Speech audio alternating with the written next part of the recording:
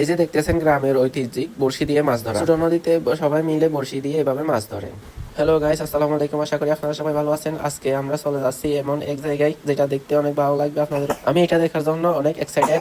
এই ভিডিওতে আমি আপনাদেরকেও দেখাবো কি রকম সৌন্দর্য জায়গা এখানে আছে। আমরা এখন বাইকে করে যাচ্ছি। অনেক সুন্দর রাস্তা, আকাশ অনেক সুন্দর ছিল, রাস্তায় কোনো যানজট নেই। সামনে দেখতেছি অনেকগুলো গরু রাস্তার মধ্যে মিছিল করতেছে, অনেক ভালো লাগতেছে। কিন্তু ওরাও নিরিবিলি পরিবেশে রাস্তায় চলে আসছে মিছিল করার জন্য। দেখতে দেখতে চলে আসলাম নদীর পাড়ে। এখানে অনেকগুলো বোট সারিবদ্ধ ভাবে বাঁধা আছে, যেটা দেখতে খুব সুন্দর লাগতেছে। হঠাৎ চোখে পড়লো এক ভাই নদীর মাঝখানে মাছ ধরতেছে। নদীর বুক ছিঁড়ে সারিবদ্ধ ভাবে দাঁড়িয়ে আছে, যেন নদীর বুকে আঁকা এক শিল্পকার্য।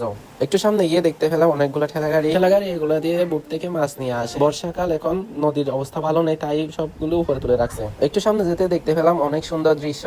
ওইটা দেখে একদম মন ভরে গেল। দেখতেছি অনেক মানুষ চলাফেরা করতেছে কাঠের ব্রিজ দিয়ে। আমিও একটু কাঠের ব্রিজ থেকে হাঁটলাম। শহরের মানুষ যেখানে বাজার থেকে মাছ কিনে আনে, গ্রামের মানুষ বড়শি দিয়ে নদী থেকে টাটকা মাছ তুলে আনে। একটু সামনে গিয়ে দেখতে পেলাম মাছের ফোনা ধরতেছে। আমি একটু সামনে আরো একটু যাইতেছি, দেখতেছি এক ভাই কাঁঠাল নিয়ে রাস্তার মধ্যে দাঁড়িয়ে আছে, খাওয়ার জন্য প্রস্তুত নিচ্ছে। এই সময়টা এখানে অনেক ভালো লাগে, একদম শান্ত পরিবেশ। অনেকগুলো মানুষ নদীতে বসে ফেলছে, একটু পরে মাছ উঠবে তার অপেক্ষায় সবাই বসে আছে। মাছ ঢুকলে মজা, একখানে অনেকগুলো মাছ উঠে আসে, এটার আনন্দ আলাদা। নদী মানি জীবন আর নৌকা মানি চলার সাথে। নদীর বুকে বাসে নৌকা, এটা গ্রামের আসল সৌন্দর্য। নদী আর নৌকা এক এক অপরের পরিপূরক। নদীর বুকে নৌকা বাসানো মানে প্রকৃতির সাথে মিশে যাওয়া। নদী ছাড়া নৌকার কোনো মূল্য নেই, নৌকা ছাড়া নদীও যেন অসম্পূর্ণ। তো দেখতে দেখতে শেষ পর্যায়ে চলে আসলাম। সবাই ভালো থাকবেন, সামনে যেন আরো এরকম ভিডিও আপনাদের সামনে উপস্থিত করতে পারি। সবাই ভিডিও একটু শেয়ার করবেন। ধন্যবাদ, আসসালামু আলাইকুম।